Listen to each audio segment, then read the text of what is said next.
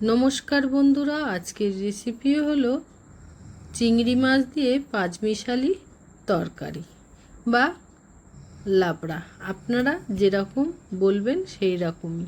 তাহলে চলুন কি করে বানিয়েছি আপনাদের দেখাই। এখানে আমি চিংড়ি মাছগুলো ধুয়ে নিয়ে চলে এসেছি। নিয়ে এর মধ্যে নুন হলুদ মাখিয়ে নেব।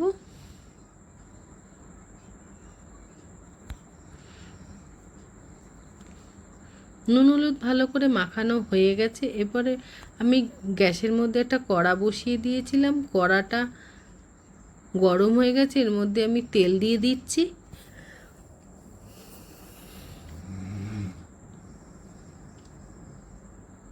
দিয়ে এখানে 5 ফোড়ন, শুকনো লঙ্কা, তেজপাতা ফোড়ন দিয়ে দিলাম।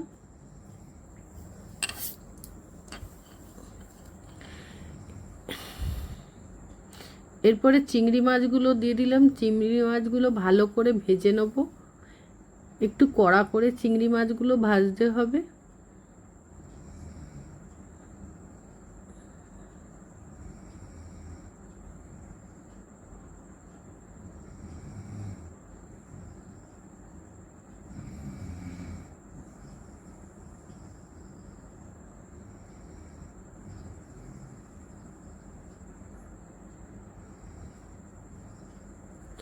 চিংড়ি মাছগুলো প্রায় আমার ভাজা ভাজা হয়ে গেছে। এর মধ্যে এবারে আমি পেঁয়াজ দিয়ে দেবো। এখানে আমি একটা পেঁয়াজ ব্যবহার করেছি। পেঁয়াজগুলোকে এবারে চিংড়ি মাছের সঙ্গে ভালো করে লাল লাল করে ভেজে নেব। বন্ধুরা, প্রথম থেকে শেষ অবধি ভিডিওটা দেখবেন। ভালো লাগলে লাইক অ্যান্ড সাবস্ক্রাইব করবেন। আপনারা যদি সাবস্ক্রাইব করেন তাহলে আমার ভিডিও আপনাদের কাছে পৌঁছে যাবে সবার আগে।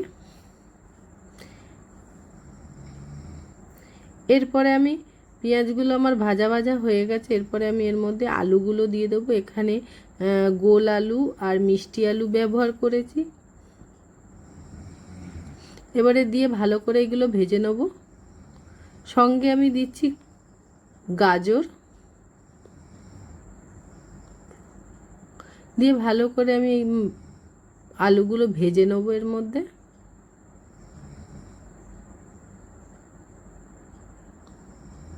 বন্ধুরা, এইভাবে বানিয়ে খাবেন, খুব সুস্বাদু লাগবে, শরীরও ভালো থাকবে, সুস্থ থাকবেন।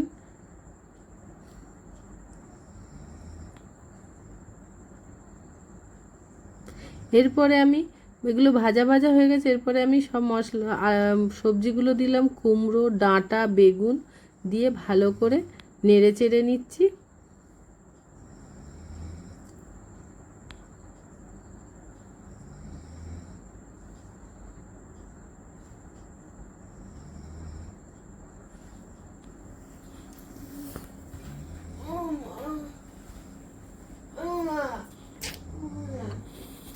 এবারে ঢাকনা চাপা দিয়ে দিলাম।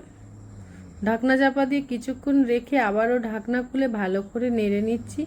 ঢাকনাটা চাপা দিলে দেখবেন সবজিগুলো একটু কমে যায়। এরপর ভালো করে নেড়ে চেড়ে এরপরে আমি এর মধ্যে স্বাদ মতো নুন দিয়ে দেবো।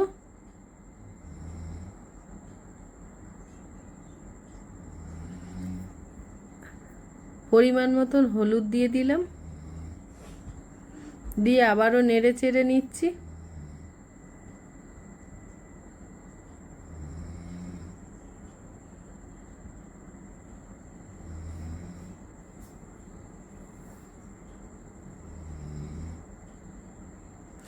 এরপরে আমি এখানে লঙ্কা বেটে রেখেছিলাম, 1 চামচ দিয়ে দিলাম। আপনারা যেরকম ঝাল খাবেন সেরকমই দেবেন।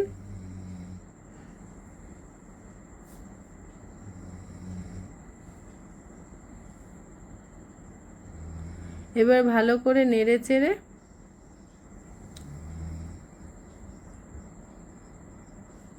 ঢাকনা চাপা দিয়ে দেবো কিছুক্ষণের জন্য, যাতে সবজিগুলো আরও একটু কমে যায় বা সবজি থেকে জলগুলো বের হবে।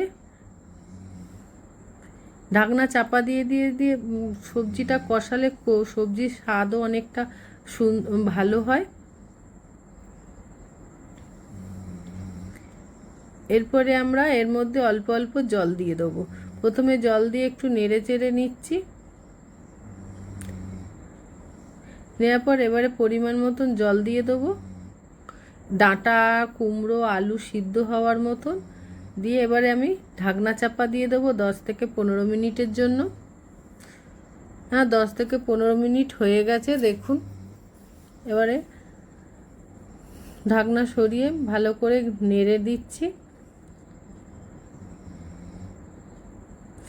জলটা আমার শুকিয়ে অল্প হয়ে গেছে, দেখুন কেমন ঘন হয়ে গেছে ঝোলটা। এবার গ্যাসটা নিভিয়ে দেব, দিয়ে এবারে একটা পাত্রে এবার চচ্চড়িটা নামিয়ে দেবো।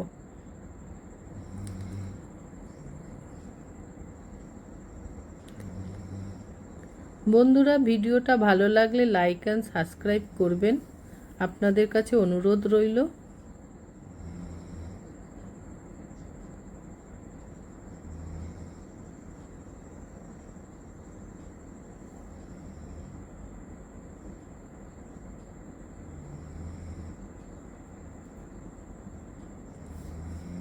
এইভাবে বাড়িতে বানিয়ে খাবেন, খেয়ে বলবেন কেমন লেগেছে। ভিডিওটা এই পর্যন্ত, ধন্যবাদ।